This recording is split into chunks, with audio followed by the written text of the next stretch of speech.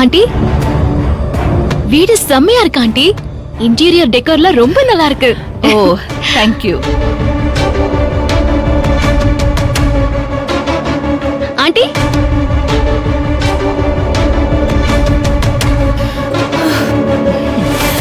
சொல்லு சத்யா. இந்த சாரி கூட உங்களுக்கு எக்ஸ்ட்ராஆர்டினரியா இருக்கு. தேங்க்யூ. ஆண்டி, நீங்க குக் பண்ணுவீங்களா? அதுக்கு உங்களுக்கு டைம் இருக்கா ஆண்டி? எனக்கு ஏதுமா அந்த டைம்லாம்? இருந்தாலும் டச் விட்டுற கூடாதுன்னு எப்போது சண்டே டைம் கிடைச்சா நான் குக் பண்ணுவேன். சத்யா, ஆ? அபி அர்ஜுனோட பர்த்டே வந்தா மட்டும் அண்ணி அவங்க கையால தான் சமைப்பாங்க. சரி. ஆண்டி, அன்னைக்கு மெனுலாம் ப்ரிப்பேர் பண்றது நீங்க தானா? ஆமா ஆமா, என் பிள்ளைங்களுக்கு என்ன பிடிக்கும்னு எனக்கு தானே தெரியும்.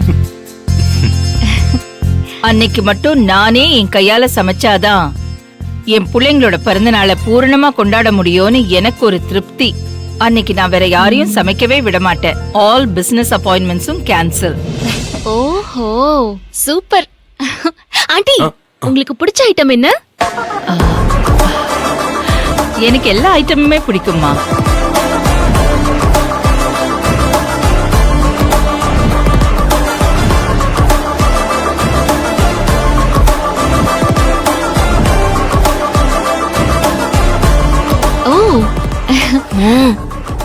பசிக்குதுமா. இவ என்னம்மா இப்படி யாரையுமே சாப்பிட விடாம பண்றா? தெரியலடி. ஏங்க, இந்த வீட்டுக்கு வரதுக்கு முன்னாடியே இப்படி படுத்துறாளுங்க இவ அர்ஜுன கல்யாணம் பண்ணி இந்த வீட்டுக்கு வந்துட்டா, ஐயோ நம்மள சாப்பிடவே விட மாட்டா. நாமெல்லாம் பட்னி தான் போல இருக்கு.